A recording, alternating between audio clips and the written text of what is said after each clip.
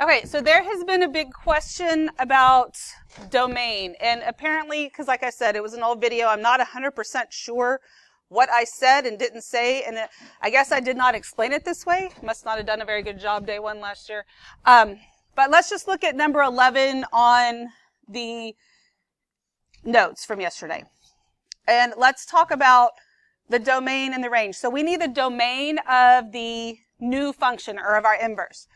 So if I take my original function, right, and I want to figure out what the domain and the range is. So for f of x, I want the domain and the range.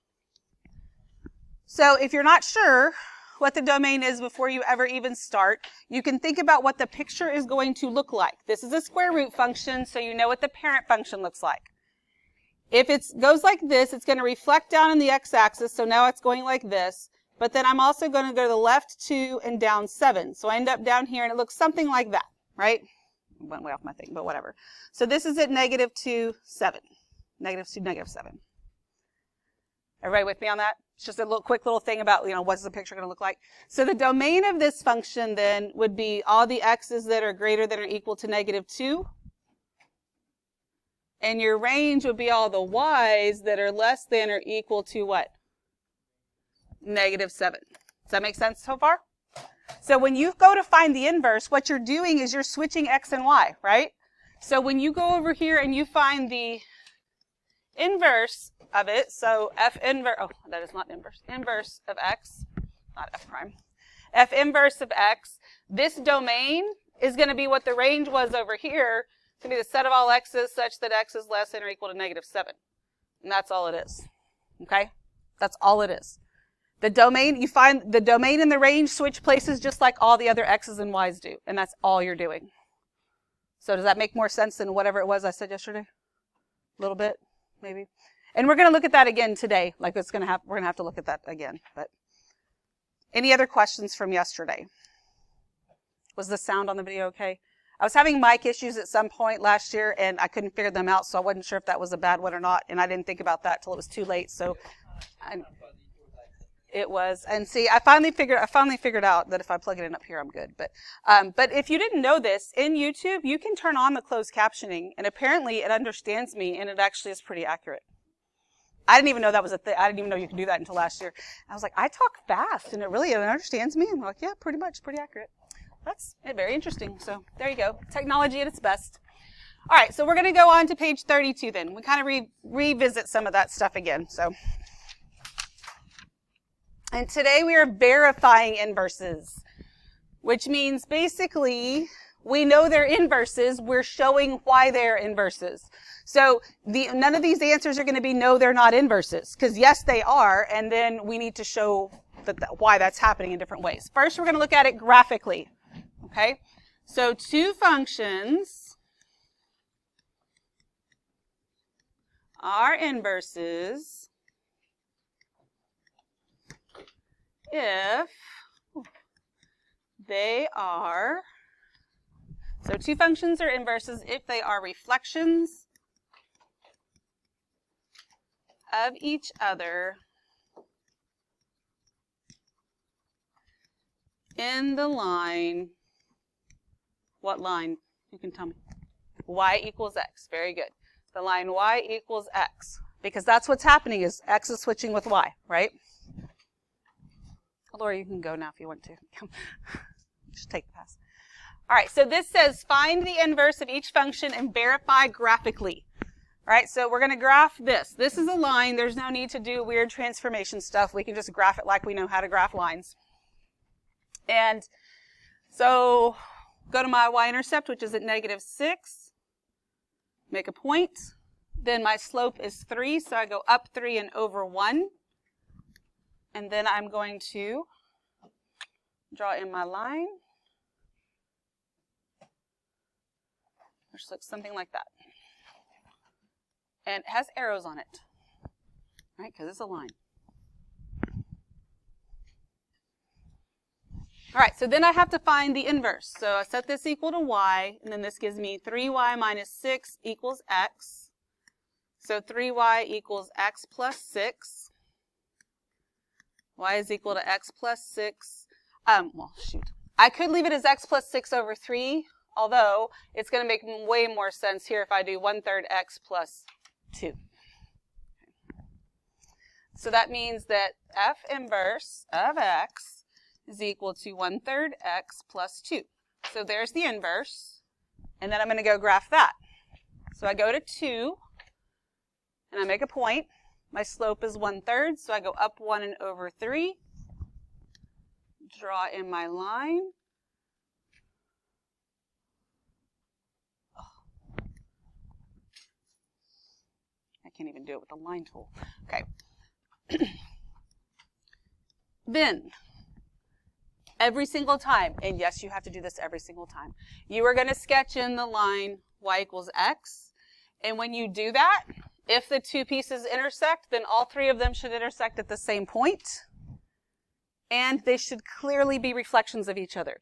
If you do this and it looks a little wonky, and yeah, that doesn't look like they're reflections, then you probably, something went wrong somewhere. You just got to go fix it.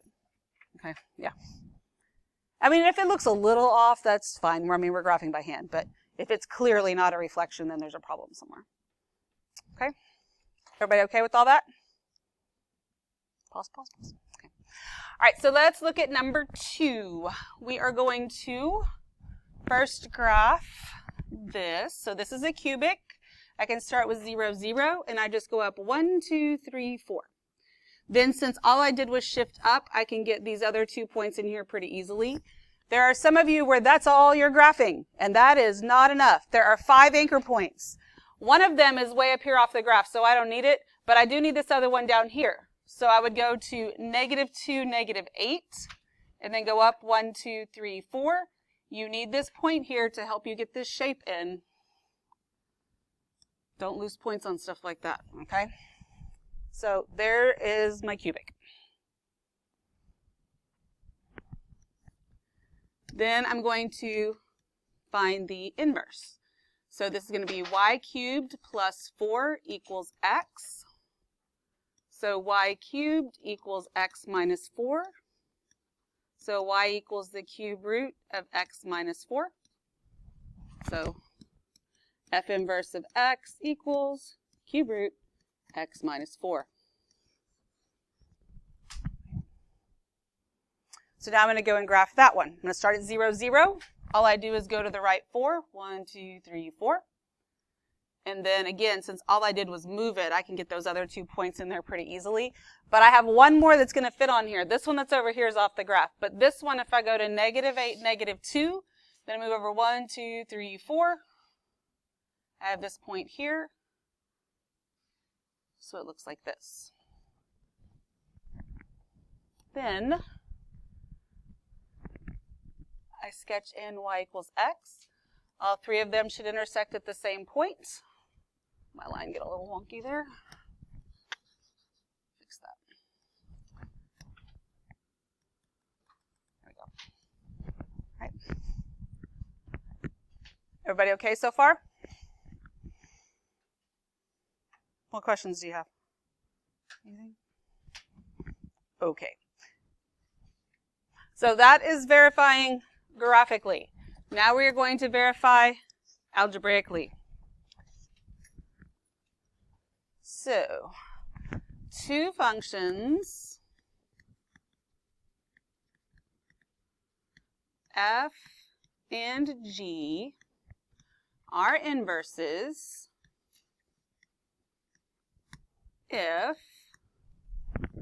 f of g of x equals x and g of f of x equals x. Okay, so you have to substitute one into the other and vice versa. So again, we are verifying, which means I know what my answer is going to be. It's going to be x. And if I don't get x, I did something wrong somewhere because it's not asking me, are these inverses? If I'm trying to figure out if they are, then I would, maybe I get x, maybe I don't. But it says verify algebraically that they're inverse functions. So it's telling me, hey, show me that this is really true. So we will start with f of g of x. So I'm going to take g, substitute it in there. It's going to give me 2x plus 7 minus 7 over 2. So the plus 7 minus 7 zeroes out, and I get 2x over 2, which is x, which should be no surprise.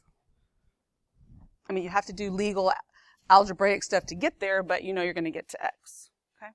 So then I also have to do g of f of x. That's going to equal 2 times x minus 7 over 2 plus 7. Can I cancel these two 2's out right here? Yes, I can do that. So these 2's are gone, and so that gives me x minus 7 plus 7, which is x. Okay, so then I can say yes, these are inverses.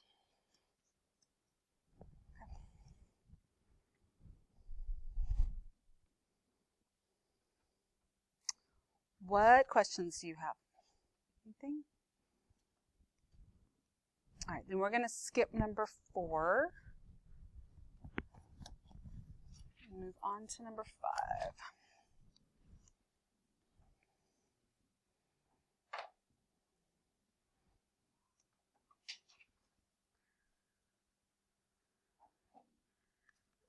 5. Okay. So on this one, I feel like you need more room than what I gave you, so I'm going to start my work over here. Okay. So I want to find, first of all, f of g of x. So I take g of x, which is this, substitute it in everywhere I see an x here. So this is going to give me 3 over 2x minus 1 plus 3 over 2 times 3 over 2x minus 1. Now, can I cancel these 2's out here? No, that's a big fat no, because there's more than one term in this denominator. Okay. Right now I have fractions and fractions, but I need to not freak out. Okay. I need one term in the numerator and one term in the denominator. So if I look just at the numerator first, and I want to be able to combine these, what do I need? Common denominator. So I'm going to put the 3 over 1, or at least think it if you don't do it. And I'm going to have to multiply this by 2x minus 1 over 2x minus 1. Right? So that means that's going to give me 3. This is going to be equal to 3 plus, I'm going to go ahead and distribute as I do this, like that, plus 6x minus 3 over 2x minus 1. That's just the numerator. Over, then down here, when I multiply these, what am I going to get? What happens to this? What do I multiply that 2 by? Do we know? Just the 3, right? So this is going to give me 6 over 2x minus 1. So now in the numerator, these 3's cancel out. This gives me 6x over 2x minus 1 over 6 over 2x minus 1. Well, can I cancel these x's out right here? No, right? But now I have one fraction over another one fraction, right? One term in the numerator, one term in the denominator. Now I can use my division rules for fractions.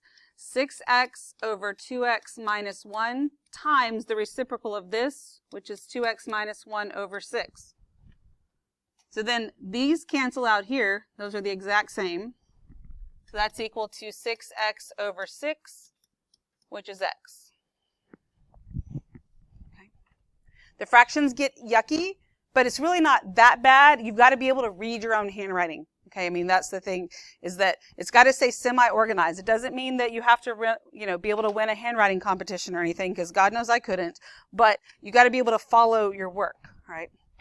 All right, so now we also need to find g of f of x. Okay. And so I'm going to take f and put it in here. So this is going to give me 3 over, and then I'm going to have 2 times x plus 3 over 2x minus 1. Okay, so here, can I cancel these 2's? That's actually okay, because this is just one term. And so if I was to write it out, it would look like this. I could do like 2 times x plus 3 over 2x. And since it's multiplication and multiplication, those do cancel out. So that means here, this is just going to leave me with 3 over x plus 3 over x minus 1. In order to take that denominator and make it into one term, I have to combine that whole number and that fraction, which means I need a common denominator. So this 1 basically becomes x over x. So this gives me 3 over, and then in the denominator, I know the denominator is going to be x. So x plus 3 minus x is just 3.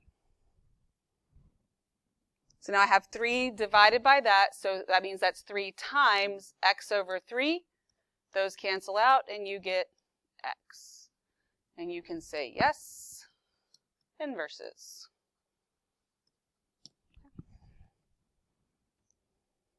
Ask me questions. Do we have any questions? Where'd I lose you? I lost you somewhere. Don't lie to me. Okay. Don't lie to me. Where'd I lose you? Yes, exactly, yeah. Anything else? We good? All right, so we are going to skip down to 7, because basically all this bottom is putting all those pieces together. So we don't need to do 4 more of just doing everything. So we'll just do number 7, because that's going to make us look at some domain and range stuff here as well. All right, so on number 7, the directions here say, they say find the inverse of each function, state any restrictions in the domain, verify graphically and algebraically. So basically it's everything all together. So before I even start, this for f of x, my original one, this is the domain restrictions, right? So I also want my range restrictions, which I can do that, after I graph the first one. That's fine. So let's graph this. This is a parabola. However, we have a domain restriction. But I'm going to graph this just like the rest of them. I'm starting at 0, 0. All I'm doing is going to the left and down. So I go to the left 4, down 2. There's my vertex point. And my domain says that all the x's have to be greater than or equal to -4. Well, that's at -4. So I know I need to do everything else on the right, not on the left. So I'm going to go to 1, 1. And then I go to the left 4 and down 2. And then I go to 2, 4. And then I go to the left 4 and down 2. So it's just that right-hand side of the parabola that would look like that. Okay. So my domain clearly is x is greater than or equal to -4. My range would be that y is what?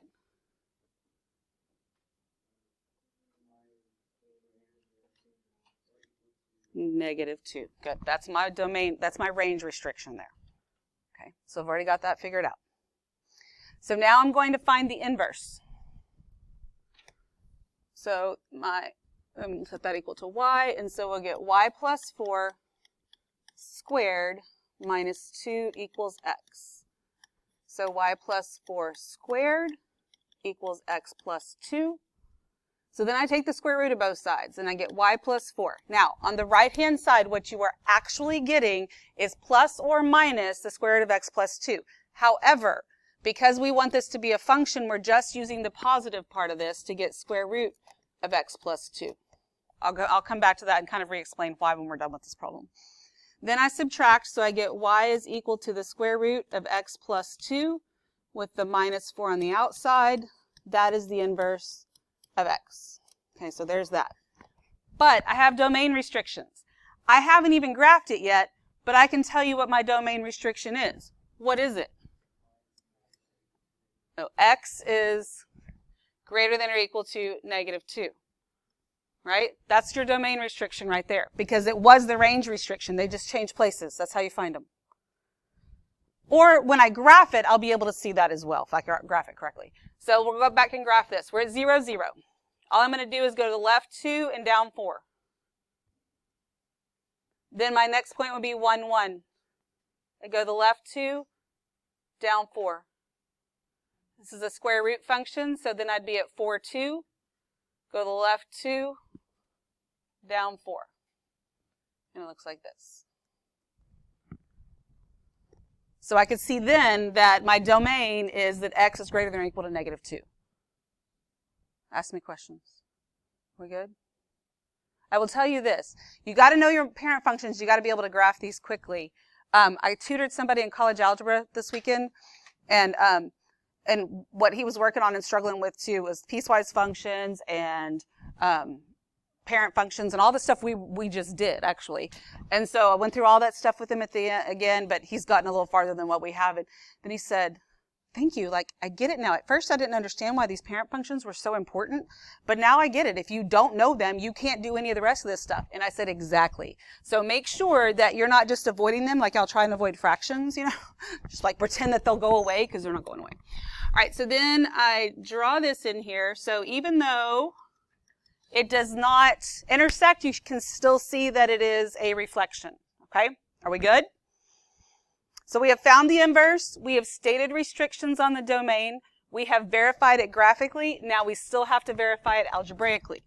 So I'm going to start with f of g of x.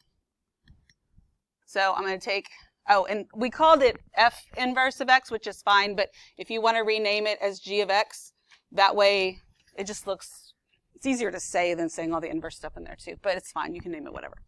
But as long as you do it right, it's okay, whatever it's named. So I'm going to take this, substitute it into the other one.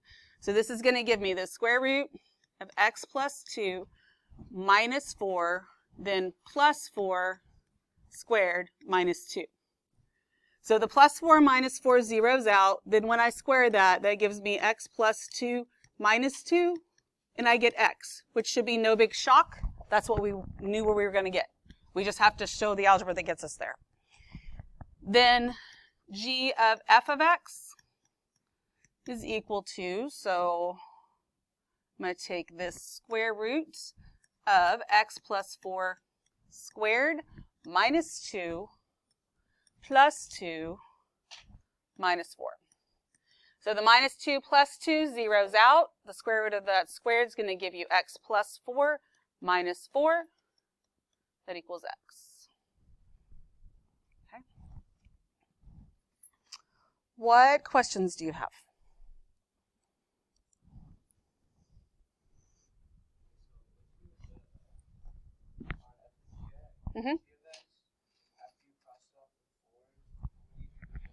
Well, then I'm squaring the square root. That's where that came from. That makes sense? I just didn't rewrite it before I did it. You don't have to write you don't always have to write 1,000 steps. You just have to show at least a little bit. You can't just like plug it in and say, see, that's what works. Like you have to show a little bit of the process. Okay. Now let's go back up here because I've had this question a few times about like, why didn't we put plus or minus or whatever? So if I have, we're going to pretend like this graph right here. I'm just going to redraw it down here. Well, actually, I'm not even going to do that because I don't want it to have to look too perfect. But if I have this right here, this is the positive one, right? That's basically what we just found, this right here. If I did plus or minus, the negative one is right here. Okay, because the original one that we graphed, isn't that a parabola? We just didn't graph all of it. So then if this is my line y equals x, when I reflect it back up there, and this is going to look terrible because I'm just sort of throwing it on here. But basically, like, that would be my parabola. And then it reflects down there. But when it reflects down here, this isn't a function. That's why we only get to use this part right here. And it reflects to that part right there. We don't get to use the plus or minus. We're just using the plus part of it. Okay? We good? What questions do you have? Anything? Feel a little bit better about yesterday too, maybe? Hopefully? Okay. All right, so you're going to have lots of time to work. I want you to make good use of that time.